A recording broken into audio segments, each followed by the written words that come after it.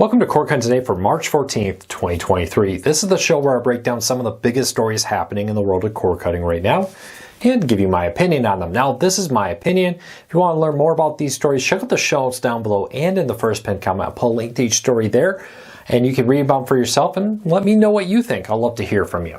If you're new here or you've been here a while, could you help us out? Could you help us grow? Could you help us support our families here? Let YouTube know you enjoy what we do here. It costs you nothing, but helps us a lot. Just hit that subscribe button, hit that thumbs up, let YouTube know you enjoy what we do here. Hopefully we can help you break free from the high cost of cable TV and still watch the shows you enjoy. All right, let's start off with some new channels, new locals coming to YouTube TV. Yesterday, YouTube TV and the CW parent company now, which is Nexstar, I don't know if you know about that, now owns a majority of the CW that they purchased from Warner Brothers Discovery late last year. But with this deal, 59 new locals are coming, which includes a bunch of Nexstar-owned CWs that previously already on their CW networks, plus a handful of independents that'll be included in markets like Chicago, Washington, D.C., Oklahoma City, and Baton Rouge. This will also include some My Network TV affiliates that are owned by Nexstar included with it. So a lot of new locals coming that didn't previously have the CW or My TV will now be available on YouTube TV. Now, no word on financial terms for this or how long. It is a multi-year deal, though, for it. So we'll keep a close eye on this. But really cool that YouTube TV locked this in. Always a little concerning nowadays when you have a renewal come up because, well, renewal fights are becoming more and more common and probably will continue to become more and more common. Let's keep moving forward, though. Next story up, SpaceX will start testing phone calls from space. Now, SpaceX and T-Mobile last year announced a partnership with their second-gen satellites that will allow T-Mobile customers eventually to be able to be connected no matter where they are through SpaceX's satellite service, which will eliminate dead spots. If you're a hiker, get caught in a storm or get injured or wherever it may be, you'll always have cell phone signal to call for help. Well, recently SpaceX sent the first launch of second-generation satellites to space, and now they've announced that later this year they will start testing space-to-phone data, calls, and more through that to test out. No date on when this will actually go live for T-Mobile customers. Probably not this year if I had to guess. Maybe next year. We'll wait and see. But these new satellites are not just about making phone calls. They will also offer dramatically improved internet speeds and coverage for customers in their area. Starting off with North America, SpaceX has received permission to launch 7,500 of these satellites, and they hope to upgrade some of the older satellites they still have yet to launch to the first generation with some of the new technology to improve the internet speeds here. The second generation, though, is what's needed to offer cell phone coverage worldwide eventually with that. It's a pretty cool feature. I love this, the idea that there's no blackouts. Even if you're in a major city, well, maybe that cell phone tower gets hit. Maybe there's an accident. Maybe it's a tornado that damages it.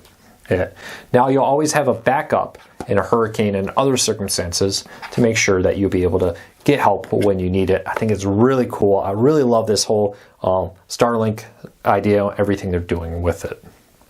All right, let's keep moving on. Dish must pay $469 million for violating commercial skip technology. I often get asked, why is commercial skip not more common? Well, for one, it eats into profitability. For two, it seems like there's quite a few patents and issues around the whole commercial skip area here. Dish argued that A, these patents shouldn't be invalid, they didn't intentionally infringe on any of them, and so on.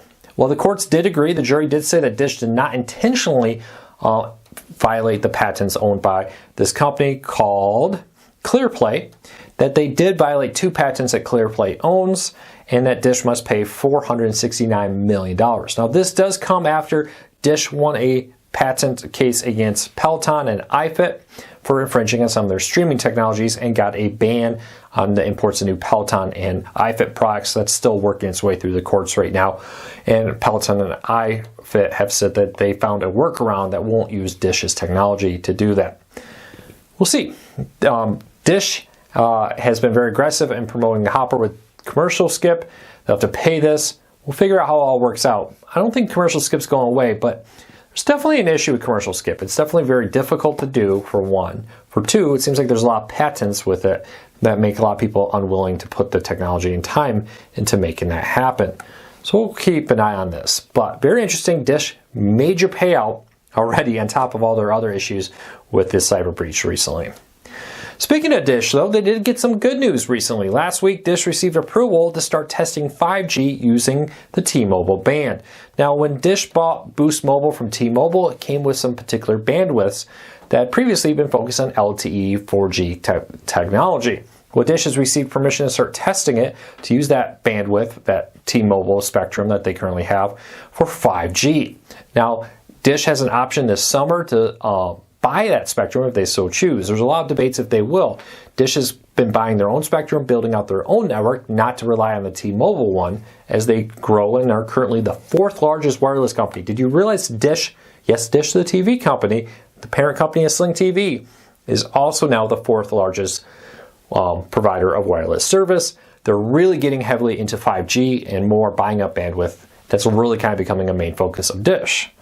Well, this will allow them to test it out, see if they want this bandwidth or not, but they have until sometime, I believe it's July 1st, 2023. I was going to say sometime, but it's July 1st, 2023 to decide if they want to buy this bandwidth from Dish.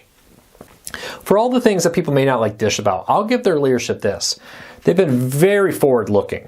Dish was one of the first companies to really say, this cord-cutting thing, this isn't just a fad. This isn't just a bunch of people in their basement, a Spectrum CEO or CFO or somebody who said at a conference I was at once. This is real, and we're going to launch Sling TV to try to kind of get ahead of this. And they've been doing a lot of forward-thinking things with that, and now they're being very forward-thinking and saying, hey, it's time for us to diversify away from TV, and in this case, into cellular phone service and 5G, Internet of Things, and so much more out there with Dish. So we'll wait and see what happens with it. But they're being very aggressive, and I have to give their leadership, you may not always like stuff a company does, but I'll give them this. They're being forward-thinking, and they're looking at diversifying when they should. All right, speaking of forward-thinking, magazines and newspapers are pretty non-forward-thinking. Well, Amazon for a long time has become one of the main sellers of subscriptions to newspapers and magazines through their publishing that goes onto your Kindle. The huge number of Kindle apps, Kindle tablets, Kindle e-readers is what I really meant to say there, and more. Well, Amazon has announced that starting in September, subscriptions to magazines and newspapers through their service will no longer be happening. They'll be shutting down. And effective now already, you can't go and sign up. You can't go get a USA Today subscription, for example.